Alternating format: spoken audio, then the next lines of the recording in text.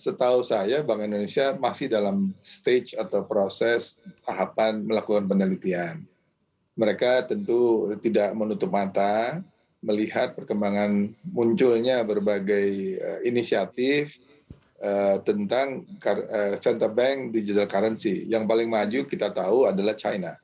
China sudah melakukan beberapa kali percobaan dengan menyebarkan uang ini secara cuma-cuma ke beberapa rumah tangganya, lalu kemudian mereka melakukan tracking. Uangnya itu dipakai untuk apa, kemana saja, lalu apakah ini diterima luas atau tidak, apa hambatannya dan sebagainya. Saya rasa pengalaman dari China ini sangat instruktif bagi bank-bank sentral yang lain. Artinya ini menjadi pelajaran yang sangat berguna. Saya yakin baik Bank Indonesia juga melihat pengalaman yang ada di China itu. Pertanyaannya sebetulnya adalah apakah uang digital, bukan yang kripto ya, uang digital yang dikeluarkan oleh bank sentral itu akan menjadi suatu keniscayaan atau tidak. Tadi saya sampaikan, menurut pandangan saya, uang digital adalah sesuatu yang tidak bisa kita hindari. Kita akan bisa melihat dalam beberapa saat ke depan akan munculnya digital currency. Namun saya kira akan lebih baik bagi masyarakat Indonesia yang literasi keuangannya belum terlalu canggih, pemahamannya mengenai pasar digital ini juga belum terlalu kuat, gitu ya. Oleh karena itu saya yakin bank sentral khususnya maupun pemerintah sebagai pihak yang dapat mengeluarkan undang-undang perlu memang mengambil ancang-ancang terhadap hal ini. Suatu mata uang apapun itu, apakah digital ataukah dia kertas atau koin ataupun barang, itu harus memenuhi 3 syarat. Syarat ini syarat menurut syaratnya modern ya. Yang pertama tentu dia harus diterima dengan mudah, convenience gitu. Jadi kalau kita pergi ke ke supermarket, ke suatu kios, toko, begitu kita keluarkan suatu mata uang, dia akan terima dengan baik, dengan cepat lah gitu. Ini syarat pertama.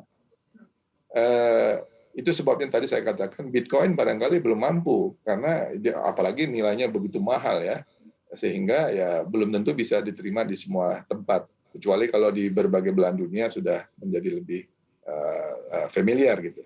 Yang kedua adalah dia juga harus ditunjang oleh sistem keuangan yang kuat. Ditambah juga dan yang nomor 3-nya ditunjang oleh negara yang kuat. Gitu. Sehingga sekarang ini banyak yang menduga apakah China dengan yuan digitalnya itu akan mampu menggantikan mata uang dunia baik sebagai dolar, apakah euro maupun yen Jepang misalnya begitu. Ya, ini menjadi pertanyaan buat kita. Karena China memang sekarang kalau dihitung dengan menggunakan purchasing power parity, GDP-nya itu sudah yang paling besar di dunia, mengalahkan Amerika bahkan. Namun mereka belum punya sistem keuangan yang kuat, gitu. Dan yuan belum diterima di mana-mana. Walaupun sekarang sudah ada berbagai langkah untuk internasionalisasikan yuan. Nah sekarang masalahnya itu sistem keuangannya ini.